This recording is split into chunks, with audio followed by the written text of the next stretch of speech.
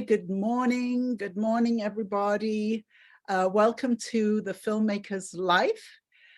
This is an interview series where I, Joanne Butcher, business coach to filmmakers, interview filmmakers about how they built their film careers, because pretty much everybody who comes to watch is interested in building a full-time life as a filmmaker. And so what I've learned over the couple of years that I've been doing these interviews is that every single filmmaker has a completely individual path to becoming a filmmaker. There's no set rules. It's always different. So I'm going to introduce you today to Luner Eugene, who is a filmmaker I met recently in Miami. And we'll get to some of the reasons why I asked him and what I wanted to learn about from him. Again, my name is Joanne Butcher. I'm a business coach. I help filmmakers raise money and get their films produced and distributed globally. And I'm always interested in anything to do with the business of film. So Luner, so great to have you on, and thank you for coming and sharing your wisdom and experience with us. I consider you, and I know you not at all, but I already consider you a Miami filmmaker. Would that be a correct? Yes. I would say so. Although I'm like 30 minutes away from Miami, I live in Broward, but everybody knows Miami, so it's a lot easier to say Miami. Miami, yes. I just moved back here, and I nearly moved to Broward. I spent about 8 months in Broward, and I considered it. I'm going to stay in Miami, as it turns out. So my first question always in these interviews is, when did you first know that you were a filmmaker? I believe, well, first of all, I want to say thank you for the opportunity just to be here, to be able to share, my experiences and wisdom in filmmaking. I would say it started for me in terms of knowing this is what I wanted to do, or as a filmmaker. It's sort of one of those things that took place after my divorce, and trying to search myself. I started out as a gospel rap artist. That's what I used to do. Wow. In my garage, I used to sit there, write music, record myself, and goes as far back as I remember opening up for Toby Mac, Grits back in the days, pretty much old school rap, rappers. And so it sort of starts from that. And I believe when I went through my divorce, I had a sense of being lost at that moment. And at that moment, I remember watching several different films. I didn't know if I was coming or going at the time. And I would watch a lot of films just to ease my mind, just to kind of get away, just to escape my situation at the time. And during that time, I bought myself a little small camera from Walmart. And I remember just playing around with it, to really be honest. The funny thing about that, during that process, because I'm a graphic artist, and that's what I went to school for. So during that time, I was thinking of going back to school, but I wasn't sure what I was going to go back to school for. During that time, I went back to school for multimedia. Since I was already trying to shoot little films here and there, a friend of mine came to me and said, "Hey, I'm working on a film. I would like to make you an assistant director. Maybe that would get your mind off the divorce." And so I'm like, well, okay, I'm going to go ahead and do that. And when I started doing that, I remember we working on this film. Of course, the film never got made, by the way. But and I mean, it had nothing to do with me. It was more of the director himself, because at the time, that wasn't his first film that didn't get made. He started working on it, and then for whatever reason, something happened, and that project got lost. It never happened, and he jumped to that project. But during that time, I remember seeing a commercial coming from BET. It was called Johnson & Johnson BET Lens on Talent, which was hosted by Sanaa Lathan at the time. When I saw that, there was something in me at the time that says, I need to enter. And may I remind you, I knew nothing about film. I was more into the music. I've never shot a short film at the time. All I know is I have the desire to want to do it. And so during that time, I had to go download scripts to find out, how do you even put a script together? How do you do it? And in terms of shooting, I was just started with the little Walmart camera. I don't remember what camera it was. It was like a HV30 Canon camera. So I said, I'm going to make this film. I had no idea what it took whatsoever. And I remember I purchased a book, which I have here with me, just in case if I had to talk about this book. I brought it here, and it's right here. It's called The 10-Day. Oh, that's a good. Yes. Good recommendation. Good recommendation. Yeah, so it was how to write a screenplay in 10 days. So it was one of those, matter of fact, to be honest, I'm not sure if I got this book when I wrote my first feature film. I think when I did the short film, I went off just how I saw they were laying out short, scripts. And I think I went off of that. So I wrote the short film, and I remember at the time, the guy that made me the assistant director, he was like, you're gonna shoot a short film? I'm like, yes. And he didn't want me to do it because he didn't want me to get distracted. And I was like, no, don't from his project. Yeah, right. on his project. Don't worry about it. This is going to be a side project that I feel that I must do. So I bought some lights from him. I had no lights. I had nothing. So I took the lights and I went and asked friends. I'm like, hey, would you like to be in this film? I think you would be great. Blah blah blah blah. And so I put the team together. I had no crew. It was just me, the camera. I was the sound person, the editor, producer, director, did it all. And I remember on one of the shoots, one of my guys went fishing and got stuck in the middle of the ocean. So he couldn't make it on set. So that was my first encounter in terms of what could go wrong shooting a film, at least a short film. Only in Florida, right? Only in Florida. On a fishing boat. And I'm panicking, and that was one crazy experience. The other crazy experience I've had is where we had a shooting on site, a shooting scene, and we had the whole Lauderhill Police Department, well, not the whole entire, but at least 2 to 3 police cars that came on set because we had guns on set. And then they were like, what are you guys shooting? And we're like, oh, we're trying to shoot a student film. And they were like, okay, we want to make sure that, and I think the main thing is they wanted to make sure like this wasn't a big film. Then I needed a permit, right? Blase, and from that, and then they left. Then they came back. Oh, they left. I kid you not. And then where we were shooting this particular portion of the scene, it was sort of like in a secluded area. I wanted to make sure that we were not technically, but I guess somebody calls the cops. You wanted to make sure the police didn't come. Yeah, police, they came back and they were like, we didn't want to come back, but the chief wants to make sure that you guys are not making money from this. Oh, we're not making any money. This is a short film, blah, blah, blah.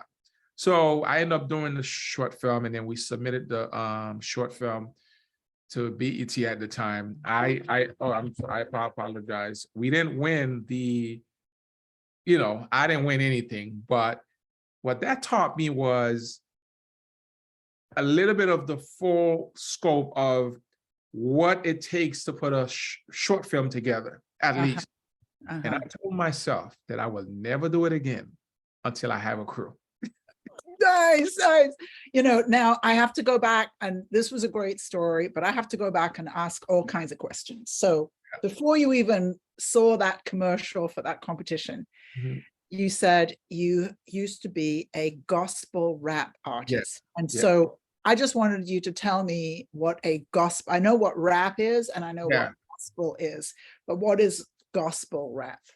Well, gospel rap, some people call it Christian rap. It's like, because at the time I got inspired, I saw a few guys that were rapping in church. They were in church, they were rapping. And I thought it was sort of fascinating to do. I didn't know how to rap. And I wanted to learn how do you do that? So I started learning how to rap. And it's really, like teaching the message of Christ through rap music. That's basically what it is. But even with that was a challenge within itself, because some churches did not accept it, because of the fact that they felt like rap was a demonic thing to them. Some churches actually believe that. So so there was big of a challenge with that. Even getting through certain churches to do that was very challenging. Yeah. But I can see how somebody who's a graphic designer and a musician, film is sort of the next thing, and I love your, the way that you did the short and you just figured out, I meet a lot of, I meet filmmakers all the time, but I meet a lot of filmmakers who are really so intimidated by the whole script formatting process that they think they have to take, years to learn and all. It was like, no, you're telling a story in a certain visual way. And yes, there are some traditions about how you center the name and the dialogue, those kind of things. But I mean, I can teach that stuff in about 10 minutes. It's not, it's not rocket science. So that was great that you just, I was like, oh, okay. And then, and then you went and made your film. And I had a client once who called me in a panic. It was a Thursday night. She said, Joanne, I'm going to have to postpone my film for 3 months. And I was like, what? Wow. And she said, well, the DP can't make it on Saturday for the shoot. And I said, get another DP. And she, before she, she picked herself up off the floor, she said, oh, I do know another DP. And in 5 minutes she had another DP. And I said, no, the film doesn't change for one person who's a flake. Exactly. And as you told the story, it's like production, but you plan everything, doesn't mean to say it's going to go the way you think it's going to go. You never know what's going to happen. And I think for me, I've always been that individual that doesn't really wait for anyone's permission to do X, Y, and Z. And your first short film or first feature films are not going to be the best film ever. I did one of my greatest favorite motivational speaker. His name is Les Brown. He says, jump off the cliff and grow your wings as you go down. Yes. And that has always been a quote that stuck out to me. You're talking about faith, to jump off the cliff and grow your wings as you go down. That's really high faith. And because I've always been that individual that wants to learn more and more. So that's how I jumped in. And the police story is so interesting because technically they could have said, and this happened to one of my clients, happened to one of my clients in Trinidad, the police came and shut them down because they said, you don't have a permit. So a permit is not based on whether the film is going to make money or not. A permit is a permit. So it's interesting that the police were there twice and they still didn't shut you down. They made that decision. never gotten away with anything with the police. I get the ticket. You know what I'm saying? But I've never got a ticket. I've never got a ticket. Actually, I think I ran into police like twice while I was shooting a film. I think the last one was a music video, which this is how I kind of started as well, just shooting music video during that process. right. Yeah. Yeah, no, nice. So after your first experience, now what? You were ready to go. I would say after I did this one short film, which funny thing is I have never released this short film online. During that time, I don't even think YouTube had exists during that time, to really be honest. I remember, if I'm not mistaken, or if YouTube did exist, I didn't really sort of tap into YouTube yet, but I had Facebook during that time. And I remember I put the trailer on Facebook, then I began to get comments from different people. They're like, wow, this is just off the trailer. They would say, wow, you have the Hollywood look. You have the Hollywood look. And I'll get comments like that, you know, and so on from different people. I'm like, okay, then I must have what it takes. So I would say from that experience, this is where the filmmaking bug got started for me. And I knew this is what I wanted to do, but I wasn't sure at what level, but I just know at that particular moment, lost the passion for film, I mean, for music. But this is where my heart was gearing towards. My passion was gearing towards that. But the beautiful thing about being in the music and being a graphic artist, I'm still using those things still today. They all go hand in hand. So having that background, being a graphic artist and knowing a little bit about music, because it's a work of art to be able to take an image and put music together with it to make sure that you can create enough emotion for the viewer that's actually hearing and watching, you know. So not because you can have the wrong music with the wrong image, you know, so there's an art to it. So I guess I'm blessed. You just mentioned something that's so important to me. And one of my clients said the other day, she said to me, I love it when you get really opinionated. So one of my big opinions is that the music and the sound is worth minimally 50% of the film, you know. And I try and get my clients to start thinking about that at the beginning. A lot of filmmakers are not thinking about that. They're thinking about visuals. They're not thinking about sound.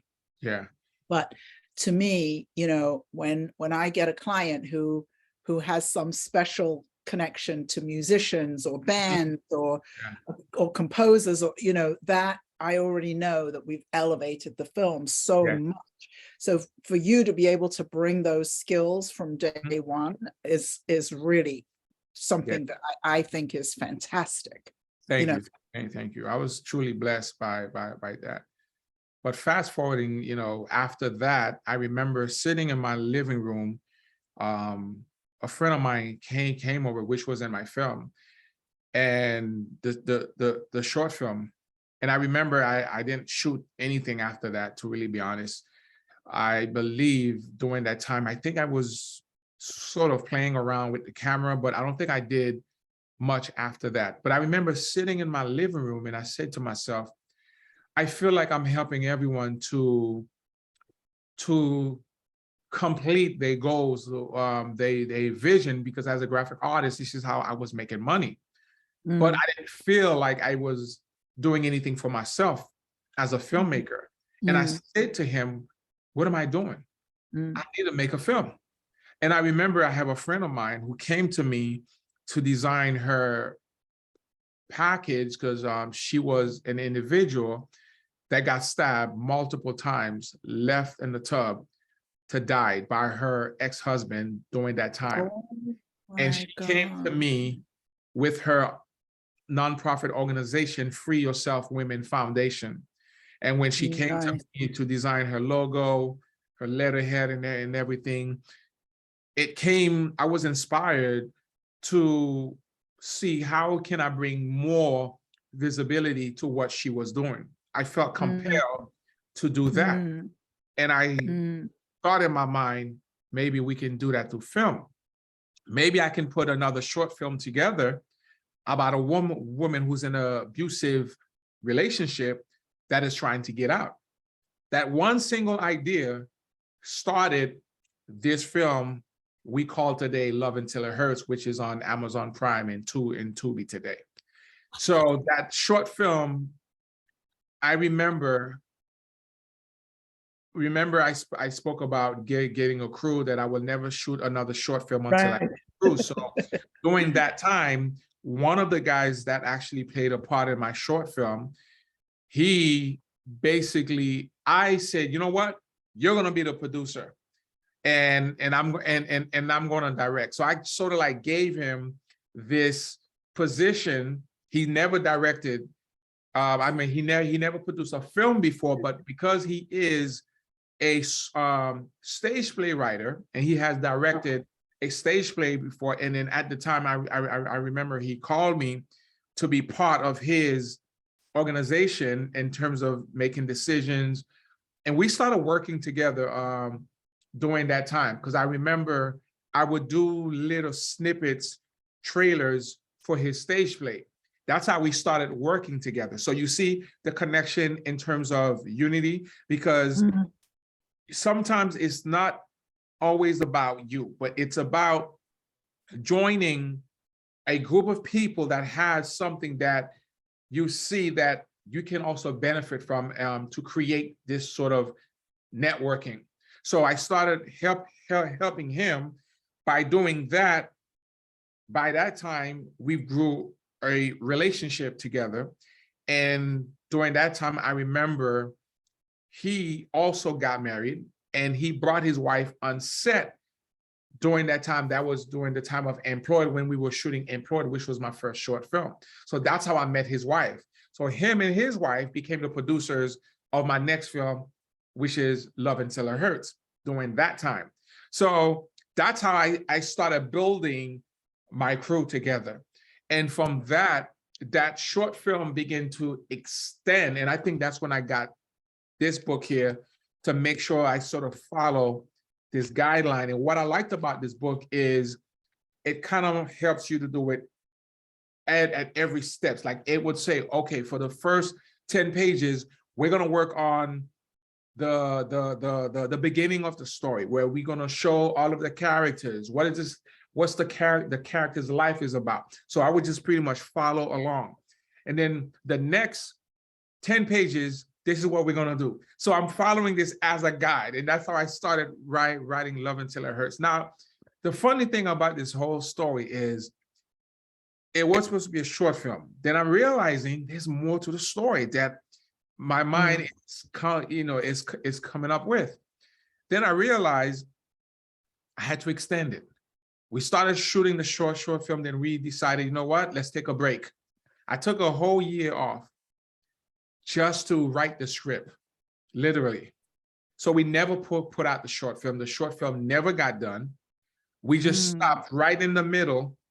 We just extended. I remember telling a friend of mine who went to school for film, when I told her that I'm gonna shoot a feature, write a feature, she's like, a feature? Do you even have the knowledge to do that? Have you ever done that? She didn't even think that I was gonna do a short film, a 30-minute short film, which she went to school for, and I didn't go to school for. So it was like, it was kind of weird, like for her, like, but I'm like, you know what? Oh my gosh.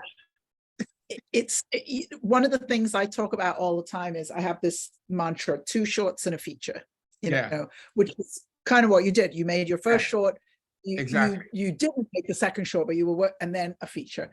And it's so interesting because, you know, I know people who've made, 18 shorts. Exactly. And, and, you know, to me, the big dividing line is when you make that first feature, and it's a big step up. It's a big step. Yes.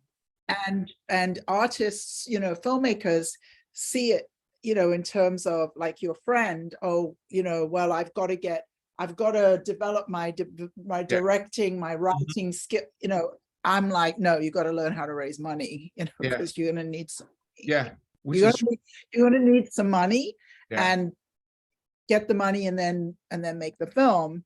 So you know, you have you know, I'm just getting to know you, but it's like you have a producer's mind, and you Yeah. have a mind that's like, oh, well, you know, well, a feature sounds like the right step, Yeah. you know, so let's do that. Yes, I wanted a full-fledged movie. I wanted a whole full-fledged movie. So the funny thing about this story is what I've really learned from this journey of making my first feature was sometimes one single idea is birth and you don't know what God is going to do with the rest. Because have I known what it was going to take to make this feature, I probably wouldn't have done it, because I know it would have taken money. It would have taken a lot of time, crew, and I probably would have been like, well, I'm not ready. But because it started, it's like God never gives you everything, but baby steps. And he allows you to see only through this room. Then he expands the room. Now you see a little bit more. But if you would have seen, like, take me through the whole entire process, I would have looked at it and say, that's a very long journey. I don't have the money. I don't have the experience. I don't have the crew.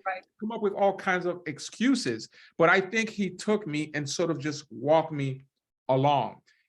So we made the film, and during that time, and between that process before I got there, the first camera I've actually used was a Canon T2i that I used to shoot a lot of weddings, music videos. That's how I was getting my, you know, my name out there and everything. So when it was time to shoot this film, the first camera that I shot this film on was the Panasonic GH3. I purchased that camera because during the time, I remember the Canon cameras couldn't shoot long; they would overheat. And this camera was the first camera that I would say, I believe, that can actually shoot in HD at the time. Right. I think like HD 4K, something like that. So yeah, so we shot this film. And what ended up happening now, when I got to the stage the film is done, may I remind you, we didn't have a budget. We didn't have a budget. So a lot of it was just people who knew me from my music videos. They liked the quality of my work. And they're like, I'm rocking with you. And so one of the things I try to explain to filmmakers, when you don't have a budget, you don't have the crew, how do you actually make a film? Well, because I'm good with people, you have to be, you have to know how to communicate to people and how to sell them a vision. And you have to know how to keep your promises. If you promise this to an actor, a crew, you must deliver. So what I end up doing is I put all of my actors on what they call a deferred contract. If the film makes money, you guys get paid. If it doesn't make any money, then I don't owe you anything. And that's what I did with the contracts. And then on top of that, I remember I had a friend who loaned me. I told him I was making a film, and he says, "Man, I know you that type of individual. Once you set your mind to do something, you're gonna get it done." He gave me $7,000, and he said, "Just go make this film. If you don't make the money back, it's okay." And that literally helped. And I had a chef who was a friend of mine who basically sponsored us with food. Wow.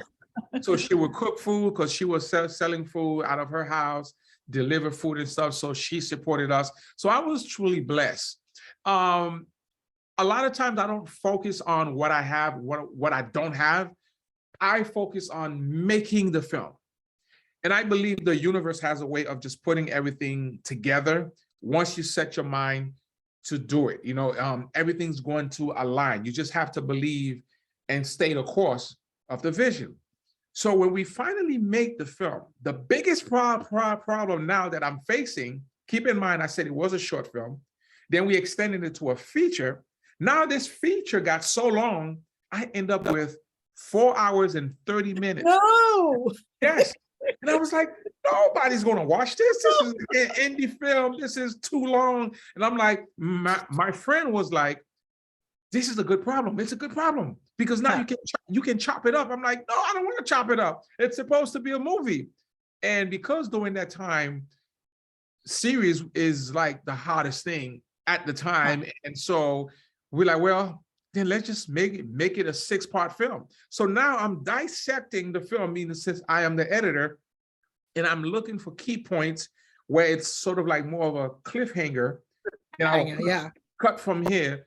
And then that's like, okay, that's part 1, part 2, part 3. So we end up Love Until It Hurts became something from a short film to a feature. Then it came to a 6-part series. So that's how I end up having a 6-part series. I thought it was funny because that was never the intention to make it a 6-part series, but it just. What is the name of the series then? It's called Loving Till It Hurts. Oh, it's called Loving Till It Hurts. Loving Till It Hurts. So the film, it's a film about, it's a domestic violence film.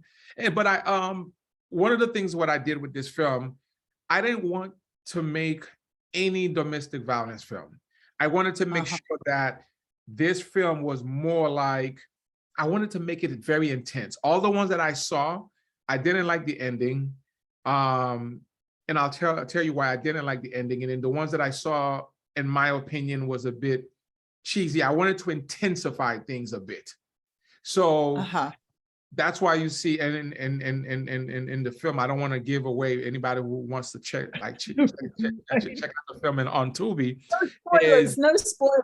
Yeah, no spoilers. I did something that people was like, oh my gosh, he really did that? Is he gonna do that? Like I couldn't believe it. Something with the chains. That's all I'm gonna say. So that's what really, like, some people were like, wow, that was really hard to watch. I had people who call me and says, this was hard to watch. I've been a victim. I went through that. We got great comments from Amazon Prime, for this film. Then I've had people who said they didn't like the ending, but the ending was so important to me. I did research upon domestic violence, that people who defended themselves and what happened to them. And that's why I wanted to kind of make sure that this film, there was a big lesson in this film, and I actually gave the lesson at the end why she left the way she did, the way things happened. People were like, oh, I would have taken him and shoot him, and but I wanted to be different. So there were a lot of things that I kind of threw in the film that people actually thought, when they thought this was going to happen, it didn't happen. So there were things like that. So when they were able to come to me and say, wow, when I was watching the film, every time I thought you were going to do this is the direction that it was going, then you switch it up on me. So it was one of those things that I had to learn, like some of the foreshadowing. Like when I wrote the script, the book says, now that we done writing the first draft, now you can go back and start looking where you want to insert some foreshadowing. So that's what I did, step by step, to able to put this together. But the film ended up doing great. Still today, it makes money. So this is what. When we met, Luner, I think we had about a 10-second conversation. Yeah. And this is really what I wanted to ask you about, because, I talk to filmmakers all the time. And so this is how I see it. So a few years ago, whenever I spoke to a filmmaker, they said, I want my film to get into Sundance, and then a few years later, it was, I want my film on Netflix. Now it's, I want to make a series. And I always say, I just have this sort of caveat of like, well, it's already a lot of money to make a feature film, but to make a series is even more money. And then how do you sell it and how do you make any money? So you told me your series was making money, and I'm like, I want to hear this story. So what has and you know, feel free to share and not Yeah. share whatever you can about numbers, but Well, how is it done? And did you just put it on Amazon yourself? Is that how it got there? well, how the whole thing came about, I think me as a filmmaker, I was focusing more on the business aspect of filmmaking. It wasn't just a creative process. I believe most filmmakers focus more on the creative side, but they don't think about the business aspect side.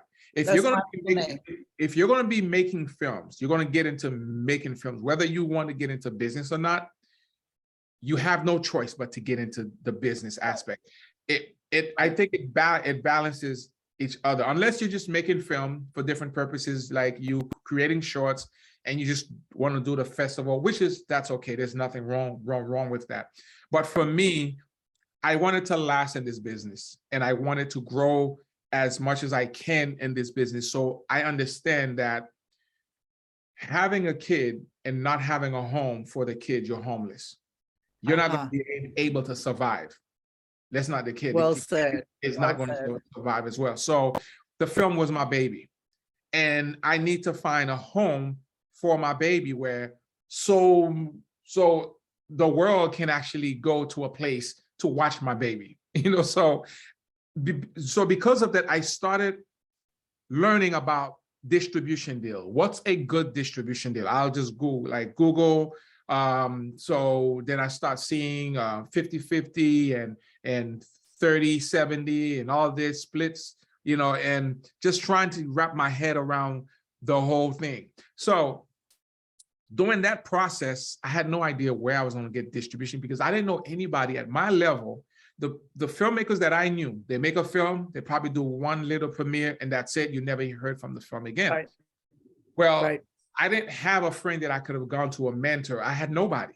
All I know is I'm going to go to Google and look for distribution. There were one company that I know that are out in West Palm Beach that I went through a friend of mine who owns a festival. He told me about this particular company. But when I got the terms they sent to me, I didn't like the terms. The terms were... It wasn't Maverick, was it? And don't say it if you can't. Oh, yes, it was. It was. It was. And the funny thing is... I had high hopes for them when they started, but... I had high hopes. And the funny thing is I've known Maverick way from when I was in the music. Me too. That's how far back I know them, before I even got into film. So I know they had a big name. They were inside of Blockbuster. They were making it happen. It was great. Yeah. And I think I definitely wanted to get with them. But by the time knowledge of the business, by the time I've gained some knowledge, I've realized what they were offering to me. I didn't like the deal.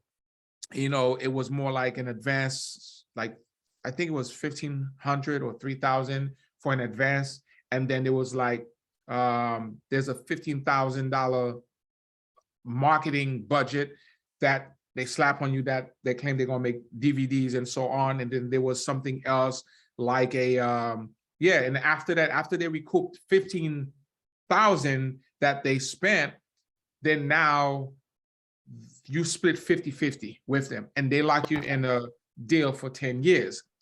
I didn't like the lifespan of that is so standard. That is so standard what you just described. I have seen that 15,000 number in recoupables up at 35,000.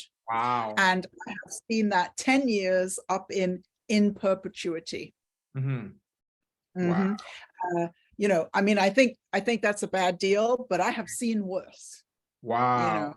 Wow. And when I work with my clients, I steer them towards much better deals than that. But that is standard. That is very standard in the industry. Yeah. So I didn't like the deal. I said, I'm going to look for something else. And I went online and just searching. And when I'm searching, I ran into this one individual. Then I start Googling her name, seeing what she's doing, and I see she's in festivals, she's in podcasts, and I'm reading, and I remember that she said a filmmaker should never have to give up their film to a distributor. And she says that they were one of the first ones that Amazon reached out to when they had Amazon Video at the time, when a filmmaker could upload their own film at the time. And they started their company because of the fact that they got, they saw how sharks were taking advantage of filmmakers.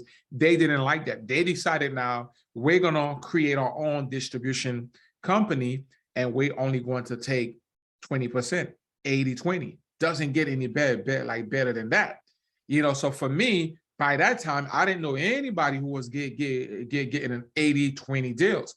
So when that happened, but still, again, I was really skeptical because they out in LA, I'm here in Florida, and I'm like, right, how do I know if it's true? And when she says the minimum a filmmaker can make is $10,000, just using social media alone, Instagram, Facebook, when she said that, $10,000 I can make on this film, even though during that time, I know I've spent more on Love Until It Hurts, considering even though I was supported by a chef, different people, but I knew I spent a good amount between camera, computer. I literally went into what they call debt because I had to get myself a computer, a camera, lenses.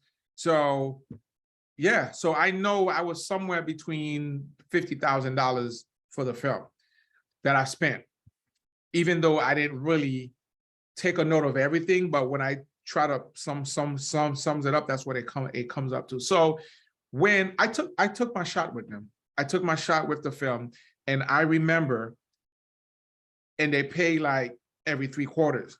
When I first saw the first check that came in, and I remember it was somewhere between, the film made $400 and something for that quarter, and I was getting back somewhere between $300 and something dollars, which, and I was like, whoa, I just made money from my film.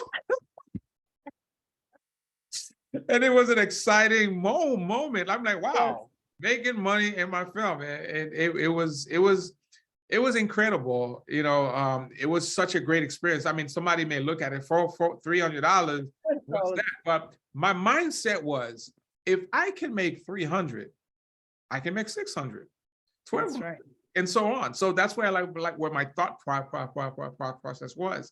And so they kind of put a guideline together and tell you how to market on social media.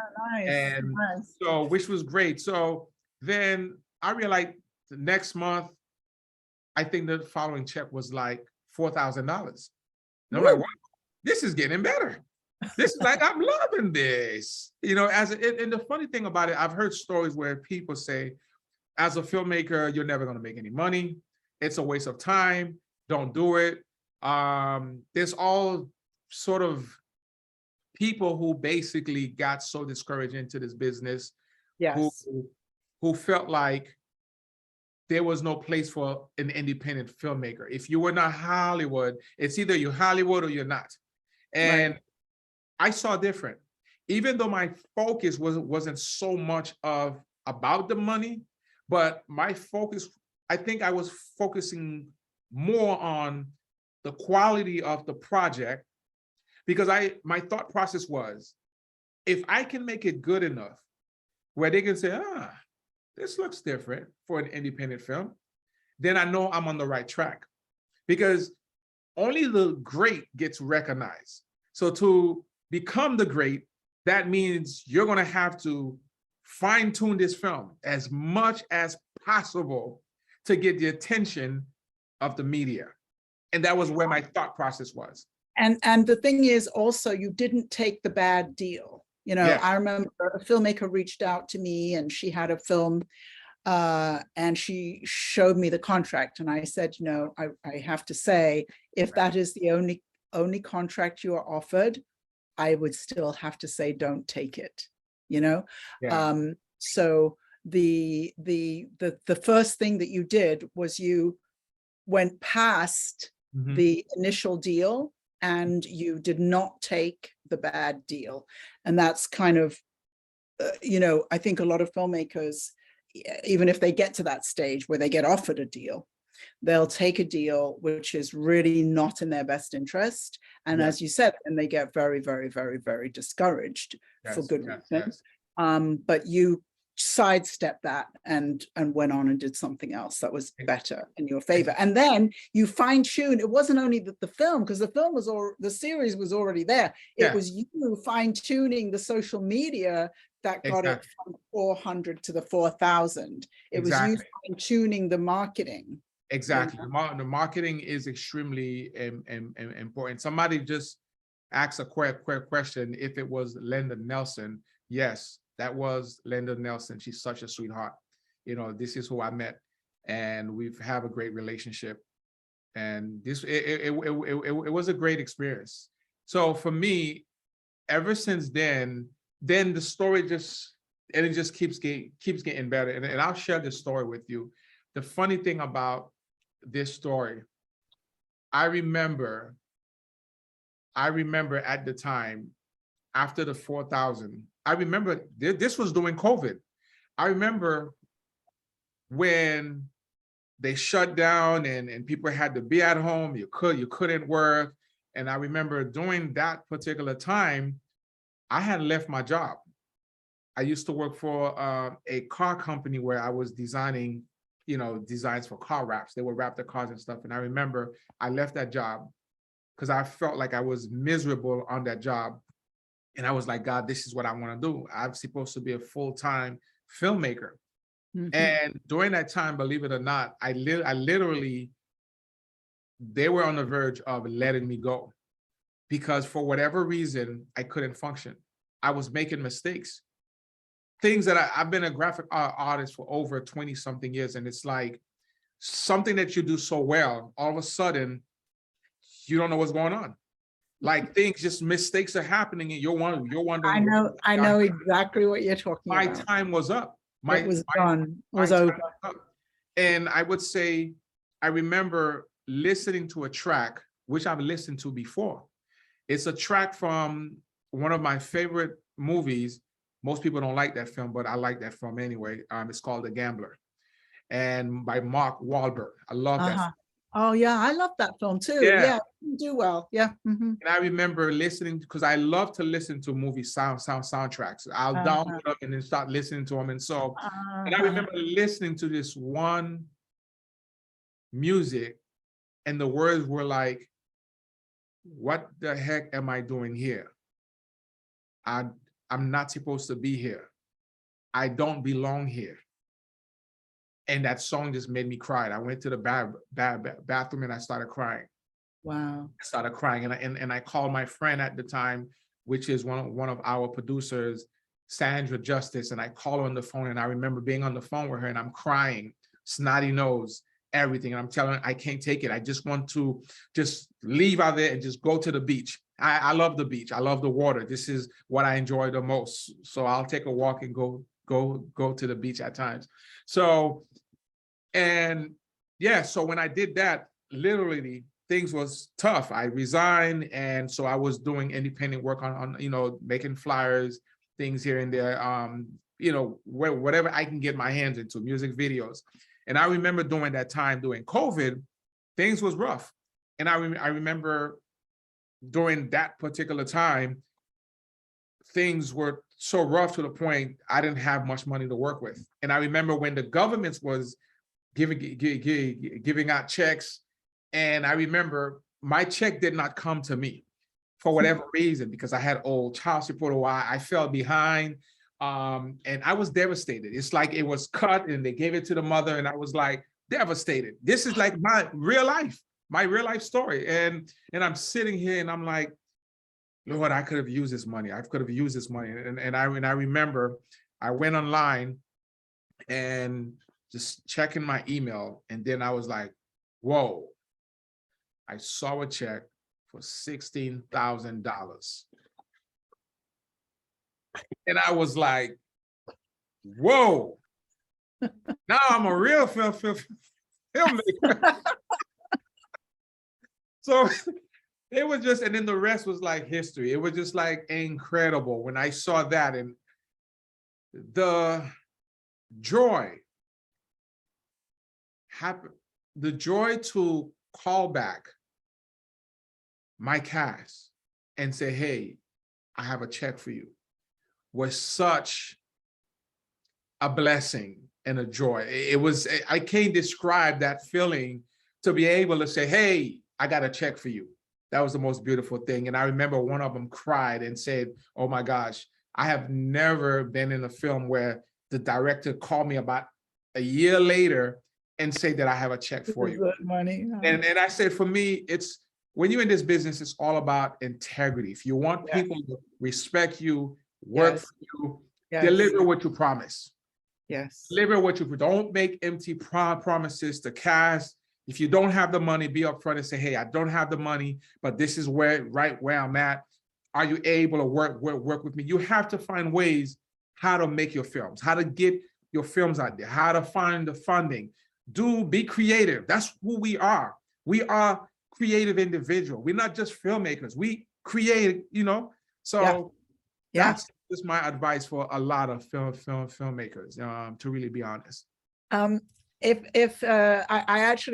still have some questions for you, but if anybody has a question, please, you know, I love for you to come on video and let us see you on camera and come and ask a question. So while I'm waiting for somebody to ask a question, my question now is, so we're still on your first film. All my interviews are always about the first film. Yes. The first film.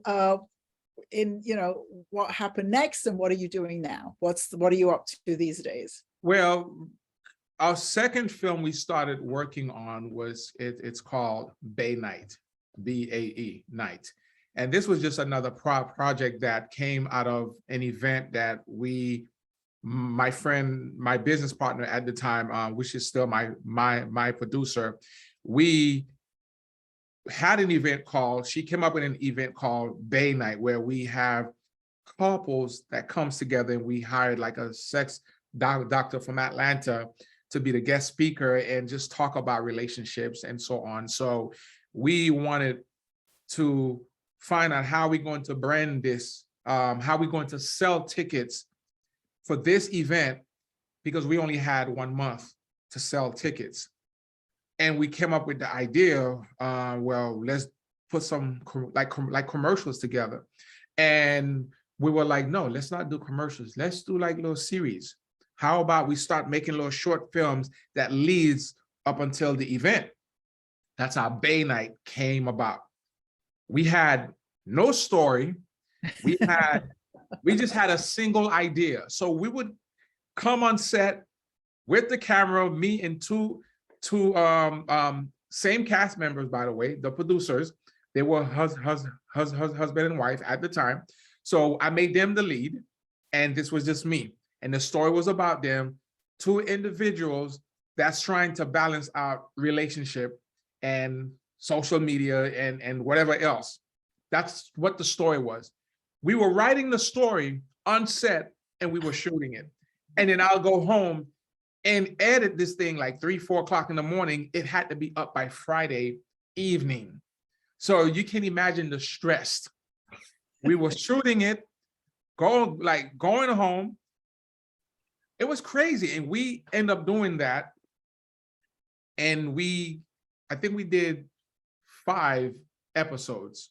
We did 5 episodes. The first one was only 3 minutes, I think 5 minutes. They were like, no, this is too short. We need more, we need more. So we extended it to like 10 minutes. And we just did it. And we had people go on YouTube, watch it and here and there. And the funny thing about it, we got nominated for at the the Miami Web Fest. We got it was incredible. We end up winning We end up winning Best Cinematography. My partner got Best Actress, and then we won Best of the Fest. We won the festival that year. It was crazy. We're sitting in the room and we're like, and the winner goes to Bay Night. Bay Night. Like, okay, Bay Night, Bay Night. And the most interesting thing about this story is we were having fun. We didn't have a script. Like everything was being done on the spot. And that's the magic that we had among us three at the time, because it was a crew of three. And we would come up with one single idea and we'll just flow off of that. But little did we know that we were going to win the festival. Three awards. Oh, actually, I have the awards here. Nice. Luner, did you also put that series on Amazon or that series? Well, after that, after we won the festival, then we realized that people wanted it. So by that time, may I remind you, there wasn't much to, if you ever go and check out the series, there were more music in that versus dialogue, because we knew that we didn't have much time. So a lot had to do more with the actions of the actors. And then so I found a friend who, she has a beautiful voice, Sheena Murray. We use her music in the project. And from that point, so after everything was over with the web series, what we end up doing now, we're working on the actual series itself to put on YouTube. Then I realized, well, that's kind of like going backwards. I was like, because we were trying to build our fan base, then we realized that, well, it's good to try to build our fan base, but I felt like we were going backwards because now we have a distributor. So that's like we're leaving money on the table. So we decided, you know what? Let's just go ahead and just don't do the series anymore. Let's just, we shot it as a series, but I end up just combining it and turn it into a feature. But the my gosh. Yeah. I wasn't expecting that. But the most devastating with that project is, and for a lot of you filmmakers that are out there that are listening, keep this in mind. Not everyone that's going to come in your circle that's going to mean you any good. There are people that's going to start seeing what you are doing, and they want to attach themselves to what you're doing, but not everyone has your best interest. Right. Because we went through a period that we hired a writer to write this project. She came in as a writer, and because I don't necessarily love to write, so if I can work with a writer, that's what you're going to do. And the agreement was you was going to write for the company. And basically she took the script and she went and copyrighted through Writers Guild of America behind our back. And then now we had to fight for that story. So during that process, I had to get my attorney, and we end up settling, but even though I didn't really like the terms, but she got away with murder. But at the end of the day, I think during that time I was crushed. I was literally crushed because my heart has always been at in the right place. When I create a table for us to work together, I'm expecting for everybody to eat. At the end of the day, I'm always looking at the bigger picture. What we do today is for the future. This is how we're going to get work from the outside. People are going to see your writing skills. They're going to see your DP skills, your producing skills, my directing skills, my editing skills, and that's how we're going to get jobs. That was my vision. I'm a big believer of Wu-Tang Clan. I grew up in that era, and I love RZA. RZA is a mastermind, and I appreciate how he took each member, bring them together, and form the Wu-Tang, and they were able to release individual projects. So I've always followed the Wu-Tang formula. So for me, that's what I was trying to build. but that did not work because we brought in people that literally, that project brought me to tears. I cried like a I'd have to say, Luner, that nearly all the filmmakers I know go through this moment. And everybody, all the filmmakers I know are super talented and very generous. Yeah. And one day this is going to happen. Yeah. And it just means that there's a lesson that now that's never going to happen again. And I don't think you have to change in terms of your, your Wu-Tang philosophy. Yeah. You don't have to change, but certain things have to be in place. Yes.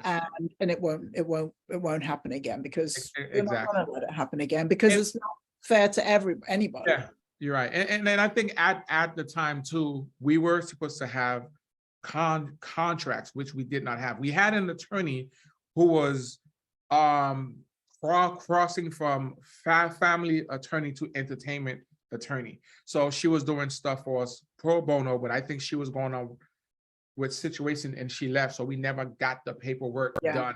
So that kind of like bite us in the, never again. Never again. But I've learned from this story, and we never really put out this film, but we ended up we ended up, this film right now, it's actually done. It's ready to go. We're going to release it during Valentine weekend. We're going to do the premiere, and then we're going to put that on a platform. Actually. Nice. So we actually came back after a year and a half. Most films that actually stop, like, normally it doesn't happen. Very rare you would see a film where they take a year and a half off and then they come back to complete it. But we end up doing that because my mindset has always been, if I've started something, I have to finish it. And thank God I was lucky enough, because what ended up happening while we were shooting Bay Night, we were shooting at a mansion. We ran out of time. Not only we ran out of time, even if we did have the money, we couldn't even buy time, because whoever rented the property to us, they didn't even own the property. It belongs to somebody else. They were coming home and you guys had to leave. We were devastated. So now I had to change the ending of the movie completely.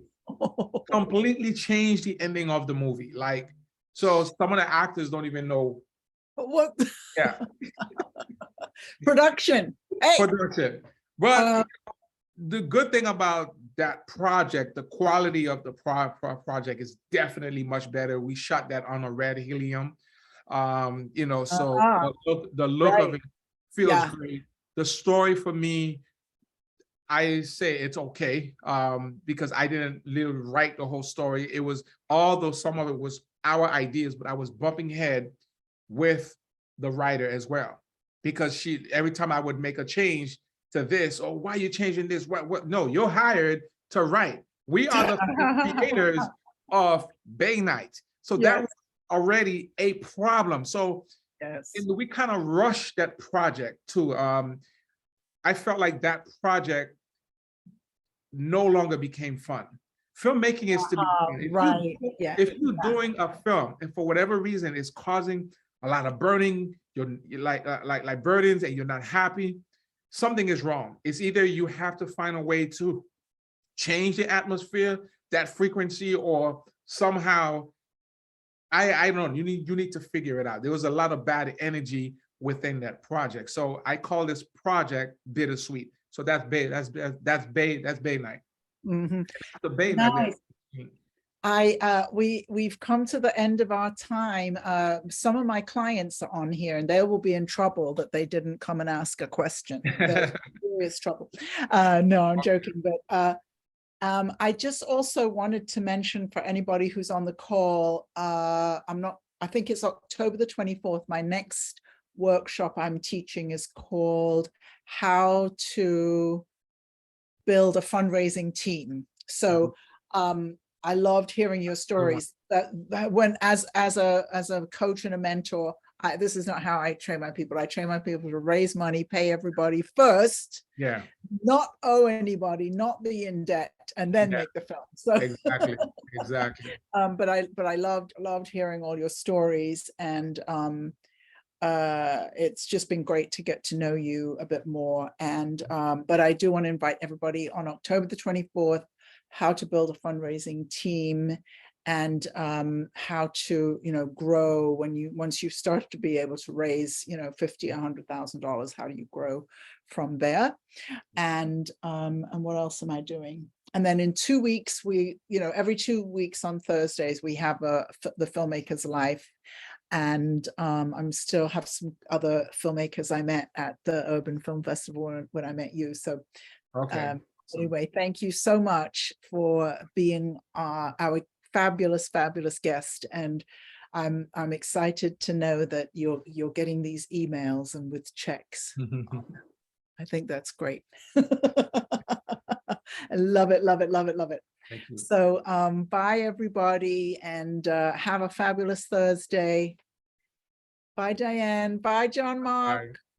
Bye. Bye Luna. Take care. Bye. And Thank you, Luna.